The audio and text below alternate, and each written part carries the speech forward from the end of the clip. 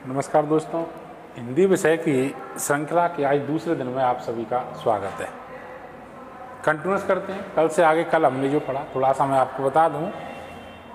कल हमने जो पढ़ा था वो भाषा की बात की थी, भाषा में प्रयुक्त होने वाले व्याकरण की बात की थी, उसके कितने अंग हैं, भाषा हिंदी जो है वो कैसे बनी, संस्कृत का क्या योगदान रहा, ये सारी चीज़ हमने कल बात की थी। कल फाइनली मैंने आपको बता दिया था कि चाहे भाषा हो या व्याकरण, उसके 3 अंग होते हैं, उसके 3 अंग हैं। इनमें से पहला जो सबसे छोटा अंग था वर्ण विचार, दूसरा शब्द विचार और तीसरा जो बड़ा था वाक्य विचार।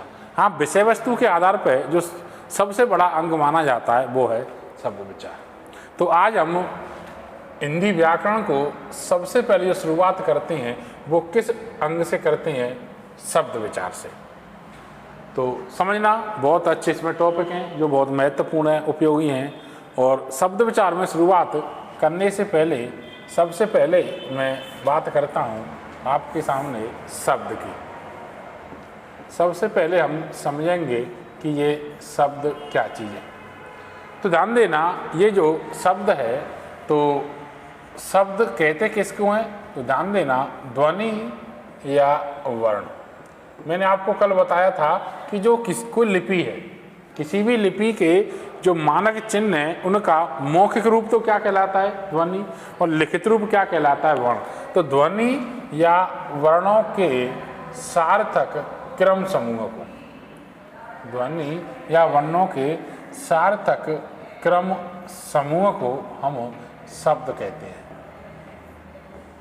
शब्द किसे कहते हैं? जो ध्वनि या वर्ण है उनका सार्थक क्रम समूह क्या कहलाता है? शब्द। इसीलिए ध्यान देना, ये सार्थक है, इसलिए शब्द ही अर्थ के आधार पर, किसके आधार पर? आप भाषा की इकाइयाँ पढ़ोगे तब समझना, अर्थ के आधार पर भाषा की सबसे छोटी इकाई, अर्थ के आधार पर भाषा की सबसे छोटी इकाई क्या होती है? शब्द। शब्द जो है वो किसके आधार पर? अर्थ के आधार पर भाषा की सबसे छोटी इकाई है। ठीक है कि नहीं? वैसे ध्यान रखना, मैं इकाइयाँ अलग से टॉपिक लूँगा तब बताऊँगा। भाषा की जो अर्थ के आधार पर इकाइयाँ हैं वो 2 इकाइयाँ होती हैं, एक शब्द और सबसे बड़ी है दूसरी वाक्य। ठीक है कि नहीं? अब थोड़ा सा आप एक चीज़ समझना, आप कहीं शब्द के लिए एक दूसरा जो आप यूज करते हैं पद, पद क्या चीज़ है? बहुत कन्फ्यूजन वाली चीज़ है। तो ध्यान रख लेना, अगर किसी शब्द का, कोई भी शब्द अगर उसका हम वाक्य में प्रयोग कर दें, कोई शब्द वाक्य प्रयोग के बाद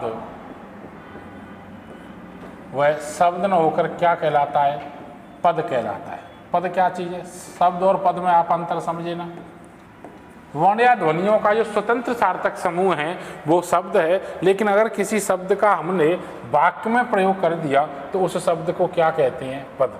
और ध्यान रख लेना, किसी भी शब्द का अर्थ तो होता है पर वह निश्चित अर्थ नहीं होता।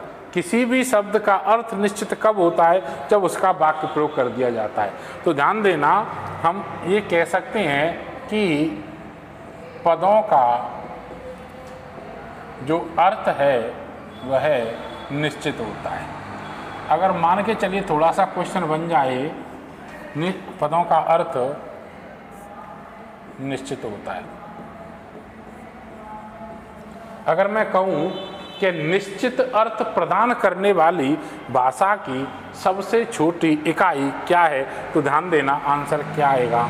पद। निश्चित अर्थ वाली भाषा की सबसे छोटी इकाई। एग्जाम्पल के तौर पर समझना, मान के चलिए मैंने क बोला तो ध्वनि, और क को लिख दिया तो देखिए हो गया वर्ण। एक मैंने म को लिखा तो वर्ण, एक मैंने ल को लिखा तो वर्ण। और जब इन तीनों वर्णों को मैंने मिला के लिख दिया और इसका अर्थ निकल आया तो ये कमल जो हो गया, कमल को हम क्या कहेंगे? कि कमल यहाँ पर एक शब्द है। लेकिन ध्यान देना, अगर इसके अर्थ की बात करें तो कमल जो एक शब्द है कह सकते हैं कि ये किसका नाम हो सकता है, व्यक्ति का। हो सकता है कि कमल का अर्थ क्या हो, फूल। निश्चित नहीं हुआ। कमल जो शब्द है वह व्यक्ति का भी अर्थ शो कर रहा है और फूल का भी, समझे कि नहीं। लेकिन अगर इसका हम वाक्य प्रयोग कर दें, लीजिए स्क्रीनशॉट लीजिए, आप आगे बढ़ते हैं, फिर स्क्रीनशॉट लीजिए। ठीक है, देखिए मैं आपको कह रहा था कि कमल और पद में क्या अंतर है, तो समझना थोड़ा सा। यदि हम इसका वाक्य प्रयोग कर दें, देखिए कमल का, तो वाक्य प्रयोग के बाद जो कमल है, मान के चलिए मैंने अकेला कमल लिखा तो कमल शब्द था, लेकिन मैंने कहा कि कमल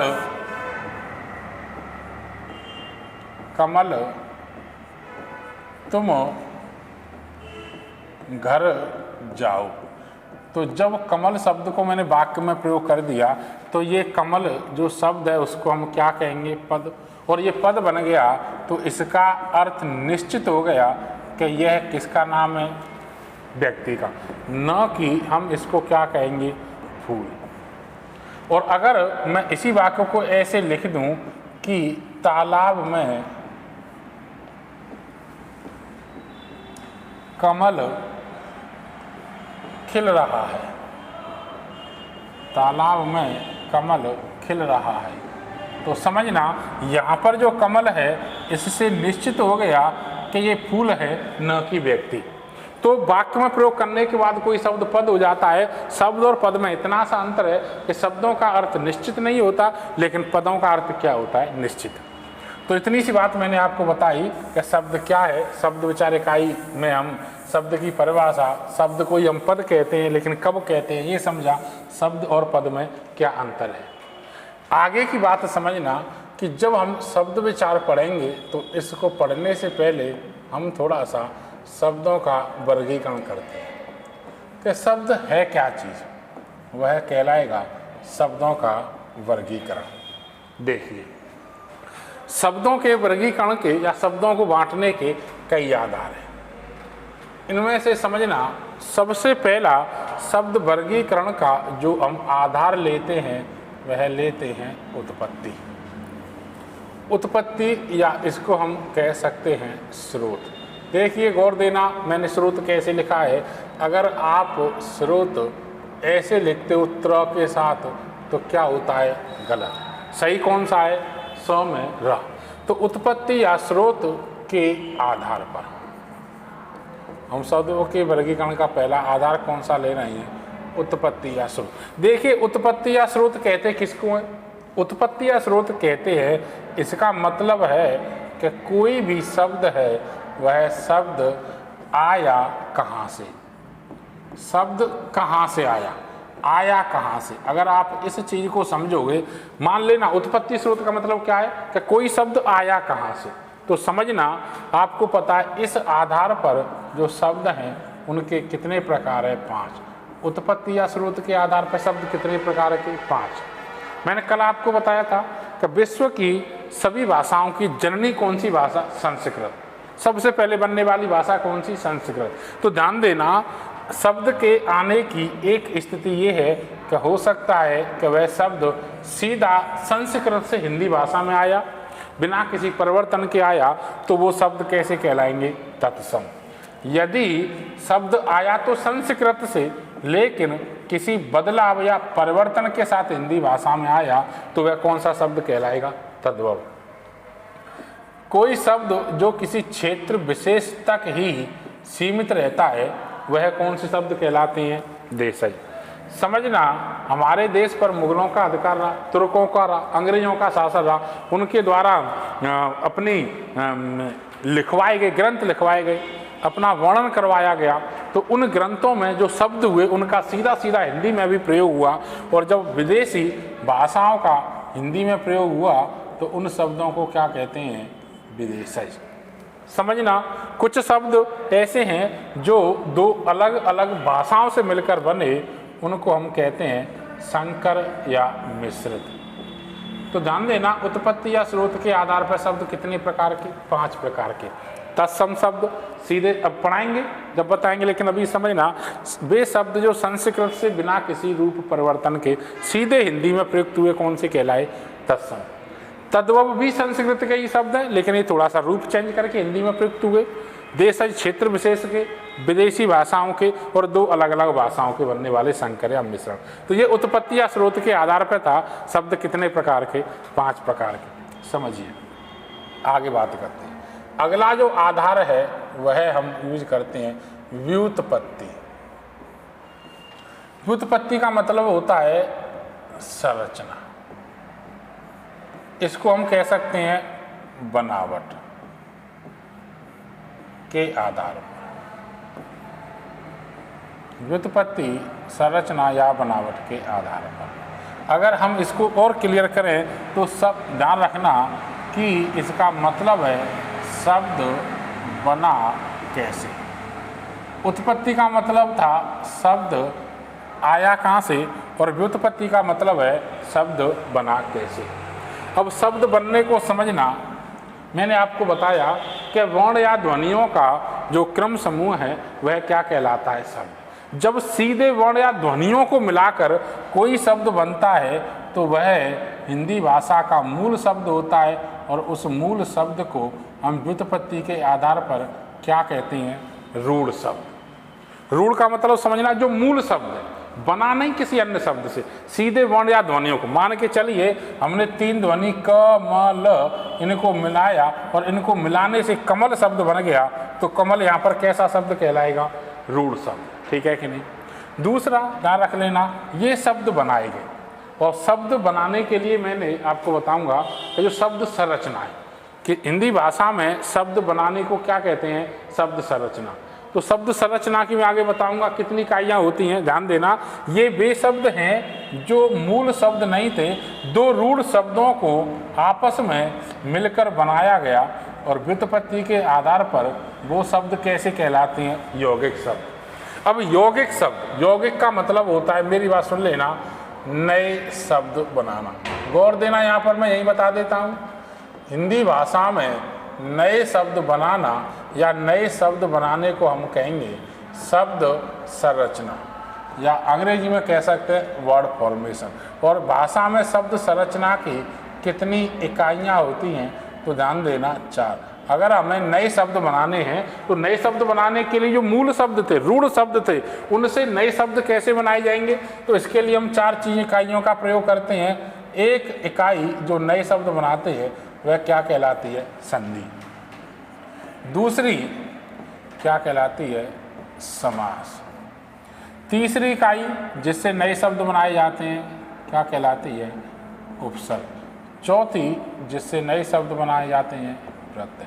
तो किसी भी भाषा में नए शब्द बनाना या शब्द संरचना की कितनी इकाइयाँ? 4। संधि, समास, उपसर्ग और प्रत्यय। तो ध्यान देना, अगर कोई शब्द इन 4 इकाइयों के द्वारा नया शब्द बनाया गया है तो वह शब्द क्या कहलाएगा? यौगिक। मान के चलिए एक एग्जाम्पल दें कि विद्या रूढ़ शब्द है, आलय भी रूढ़ शब्द है, लेकिन इनके संधि के द्वारा शब्द जो बनाया गया विद्यालय, इस विद्यालय को हम कैसा शब्द कहेंगे? यौगिक शब्द, क्योंकि ये संधि के द्वारा बनाया गया।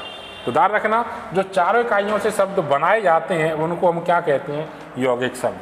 तीसरा इस आधार पर जो प्रकार है वह कहलाता है योग रूढ़। योग रूढ़ समझना, इन 4 इकाइयों से बनने वाले शब्द मैंने बताया यौगिक, लेकिन इन 4 इकाइयों में जो समास है, और इस समास का एक आप प्रकार पढ़ोगे, कौन सा समास? बहुब्रीहि। तो ये बहुब्रीहि समास के जितने भी उदाहरण हैं वो किसी न किसी अन्य व्यक्ति के लिए, किसी देवी देवता के लिए लंबे समय से रूढ़ हुए हैं, उनके लिए प्रयुक्त हुए हैं। तो जितने भी बहुब्रीहि समास के उदाहरण हैं या ऐसे शब्द जो किसी अन्य देवी देवता के लिए प्रयुक्त होते हैं उनको कैसे शब्द कहते हैं? योग रूढ़, चाहे वो किसी भी चीज़ से मिलकर बने। ध्यान देना, समास में बहुब्रीहि समास के उदाहरण मान के चलिए, अगर मैं एक शब्द लिखूं पीताम्बर, तो पीताम्बर जो शब्द है वो पीले वस्त्र धारण करने वाले कृष्ण या विष्णु के लिए प्रयुक्त होता है। तो पीताम्बर कृष्ण विष्णु के लिए प्रयुक्त होने की वजह से कैसा शब्द कहलाया? योग रूढ़। मैं कहूँ गजानन, दशानन, कैसा शब्द? योग रूढ़। तो ध्यान देना, ये व्युत्पत्ति के आधार पर या संरचना बनावट के आधार पर शब्द 3 प्रकार के, जो शब्द बना कैसे और इस आधार पर जो शब्दों के प्रकार थे वो कितने थे? 3। ध्यान देना, ठीक है कि नहीं? लीजिए स्क्रीनशॉट, समझिए, स्क्रीनशॉट लीजिए। जो मैंने शब्द संरचना की इकाइयाँ बताई हैं कि नए शब्द बनाने के लिए हमें कितनी इकाइयाँ? 4 इकाइयाँ। तो ये सारी चीज़ें हमें थोड़ा सा ध्यान रखना है। लीजिए स्क्रीनशॉट, ठीक है। चलो आगे बढ़ते हैं। तो ये हमने शब्दों के वर्गीकरण के ध्यान रखना 2 प्रकार पढ़े। कौन कौन से? उत्पत्ति या स्रोत के आधार पर, दूसरा वर्गीकरण का आधार पड़ा व्युत्पत्ति के आधार पर, तीसरा थोड़ा सा समझना हम पढ़ेंगे शब्द का वर्गीकरण का अगला जो आधार पढ़ेंगे वो पढ़ेंगे अर्थ के आधार पर। किस आधार पर?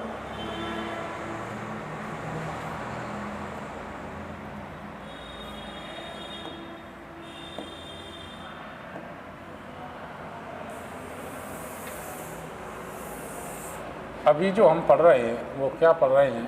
शब्दों का वर्गीकरण।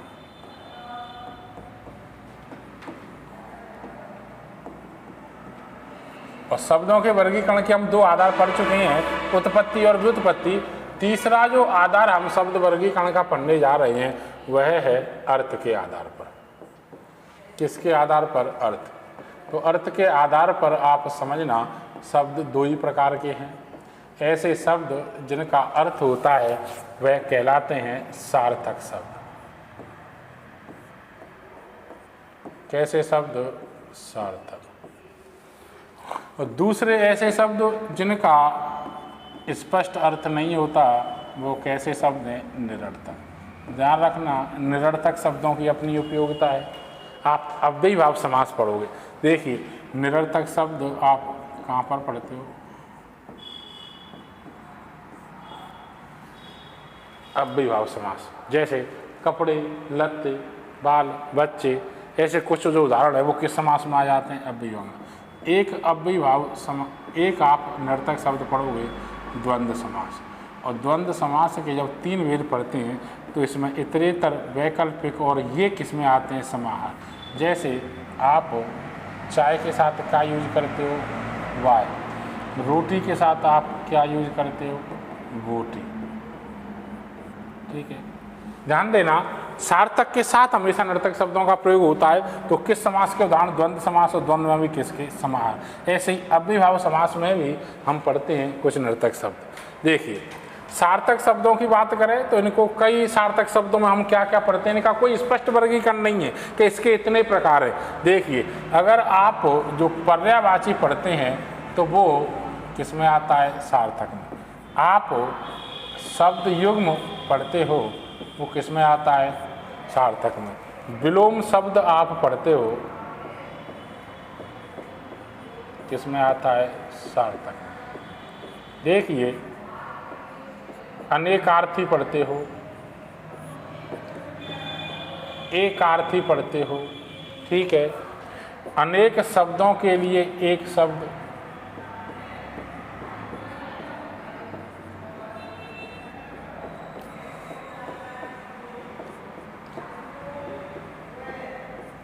समझे कि नहीं? समश्रुत, भिन्नार्थक, तरणी, तरणी, ये सारी चीज़ें, मरीच, मरीची, तो ये सब किसके अंतर्गत आ जाते हैं? सार्थक शब्दों के। अगला वर्गीकरण आप समझिए, बहुत महत्वपूर्ण वर्गीकरण है। हिंदी भाषा में किसी भी परिवर्तन को कहते हैं विकार, या हम इसको कह सकते हैं रूप परिवर्तन। विकार या रूप परिवर्तन के आधार पर ध्यान देना, शब्दों के वर्गीकरण का महत्वपूर्ण आधार है। और इस आधार पर शब्द कितने प्रकार के होते हैं? 2 प्रकार।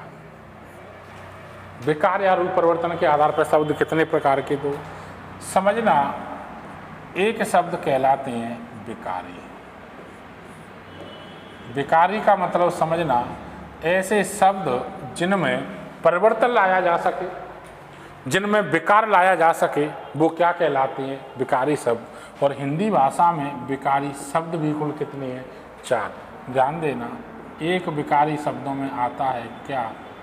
संज्ञा। दूसरा विकारी शब्दों में आता है क्या? सर्वनाम। तीसरा विकारी शब्दों में आता है विशेषण। और चौथा विकारी शब्दों में आता है क्रिया। ये चारों ही कैसे है विकारी? क्योंकि इनमें परिवर्तन लाया जा सकता है। मैं अभी आपको बताऊंगा परिवर्तन लाने की जो इकाइयां हैं। ध्यान देना, थोड़ा सा मैं यहाँ लिख रहा हूँ, आप समझना, गौर देना कि हिंदी भाषा में जिन इकाइयों के द्वारा परिवर्तन लाया जा सकता है उनको हिंदी भाषा में कहते हैं विकारक। और विकारक भी मुख्य रूप से चार है। जिनके द्वारा शब्दों में परिवर्तन लाया जा सकता है वो इकाइयाँ विकारक कहलाती हैं, जिनमें एक हो गई लिंग, दूसरा हो गया वचन, तीसरा हो गया काल, चौथा हो गया कारक। ये चार मुख्य रूप से विकारक हैं। इसके अलावा पुरुष है, सर्वनाम का हिस्सा है, वाच्य है, वृत्ति है, इनके द्वारा भी विकार लाया जाता है। लेकिन मुख्य विकारक जो हिंदी भाषा में है जिनके द्वारा शब्दों में परिवर्तन लाया जाता है वो चार है, लिंग, वचन, काल और कारक। और जिन शब्दों में, ध्यान देना, जिन शब्दों में इनके द्वारा परिवर्तन नहीं आता है उनको हिंदी भाषा में कहते हैं अविकारी। अविकारी के लिए एक शब्द और यूज करते हैं जो क्या कहलाता है? अव्यय। ध्यान देना, इनमें परिवर्तन नहीं लाया जा सकता। किसके द्वारा? इनके द्वारा। और इनकी संख्या भी चार। देखिए, बात करें तो इनमें एक आता है अविकारी शब्दों में क्रिया विशेषण। बहुत महत्वपूर्ण बात है, एक एक करके हमें सभी टॉपिक पढ़ने हैं। दूसरा जो अविकारी या अव्यय है वह कहलाता है संबंध बोधक। तीसरा जो अविकारी है वह कहलाता है समुच्चय बोधक। चौथा जो है वह कहलाता है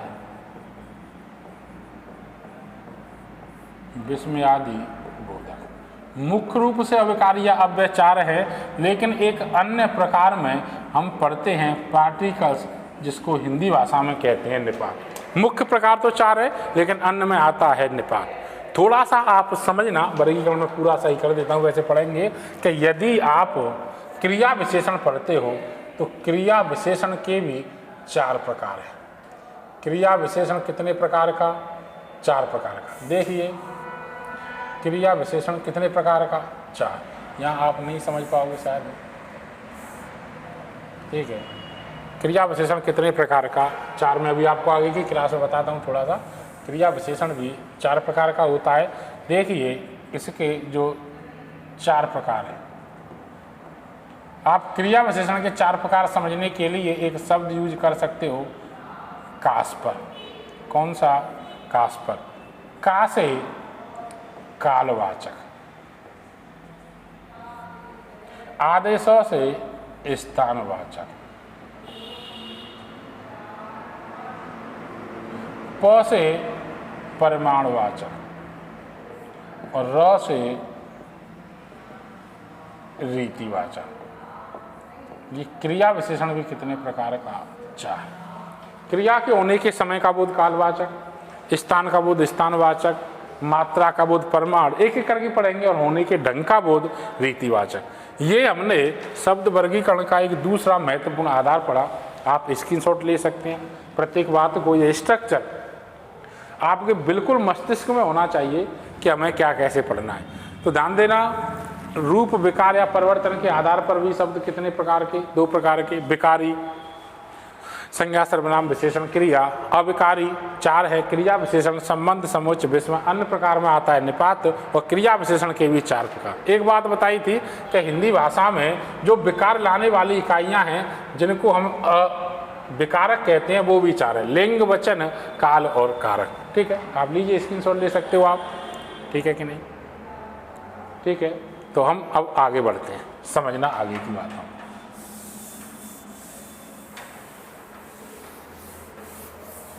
चाहो तो आप सुनते सुनते साथ लिखते भी चले, और स्वयं लिखकर अपने सेल्फ नोट्स बनाओगे तो और ज़्यादा अच्छा समझ में आएगा। वरना स्क्रीनशॉट लेने की भी आपको सुविधा दे रखी है, तो वो सारी चीज़ें आप देखें किस हिसाब से। तो देखिए, हम सबसे पहले यहाँ पढ़ते समय जिस टॉपिक की शुरुआत करेंगे वह टॉपिक जो है वह कौन सा, हम सबसे पहले विकारी शब्दों की बात करेंगे। कैसे शब्दों की? विकारी। तो समझना, इस श्रृंखला में सबसे पहले हम कैसे शब्द पढ़ेंगे? विकारी। बहुत महत्वपूर्ण टॉपिक है विकारी शब्दों का। मैंने अभी आपको बताया था रूप परिवर्तन या विकार के आधार पर शब्द दो प्रकार के, विकारी और अविकारी। तो सबसे पहले हम विकारी ले रहे हैं, और विकारी शब्दों की अगर परिभाषा की बात करें तो आप समझ सकते हो वे शब्द जिनमें विकारक या विकारक है। और विकारकों को आपको समझना पड़ेगा। विकारकों में मैंने बताया कौन कौन है, लिंग, वचन, काल और कारक। तो वे शब्द जिनमें लिंग, वचन, काल या कारक या विकारकों के आधार पर विकार, और विकार को हिंदी भाषा में क्या कहते हैं? परिवर्तन लाया जा सकता है। परिवर्तन लाया जा सकता है या ला सकते हैं, वो कैसे शब्द कहलाते हैं? वो विकारी शब्द। और इनकी संख्या मैंने आपको बता दी कि विकारी शब्द कुल कितने हैं? 4, जिसमें एक क्या है? संज्ञा, दूसरा जो है वह सर्वनाम, तीसरा जो है वह विशेषण, और चौथा जो है वह क्रिया। ये चारों कैसे शब्द हैं? विकारी। तो इस श्रृंखला में आप नोट कर सकते हैं या कर लिया, स्क्रीनशॉट ले लीजिए। इस श्रृंखला में सबसे पहले जो हम शुरुआत करेंगे विकारी शब्दों में से, वो शुरुआत करेंगे किस टॉपिक के साथ? संज्ञा। चिंता ना करें, क्रमबद्ध रूप से आप पढ़ते जाओगे। संज्ञा सर्वनाम पूरा हिंदी जो विषय है हमारे द्वारा ही आपको क्रमबद्ध रूप से पढ़ाया जाएगा। ध्यान रखना, लेवल की बात मैं पहले भी कर चुका हूँ। ध्यान रखना, मेरा जो लेवल रहेगा हिंदी का वो ऐसा ही लेवल का रहेगा, ठीक है कि नहीं? अगर आप यूपी पुलिस की भी तैयारी कर रहे हो तो भी आप हिंदी यहाँ से पढ़ सकते हो। अगर LDC की कर रहे हो, BSTC की कर रहे हो, या कोई भी प्रतियोगी परीक्षा जिसमें हिंदी विषय आता है, तो अपने सिलेबस के हिसाब से आप यहाँ पर पढ़ सकते हो। तो ठीक है, हम कल के लिए जो टॉपिक शुरुआत करेंगे वो कौन सा रहेगा? संज्ञा। ठीक है, धन्यवाद।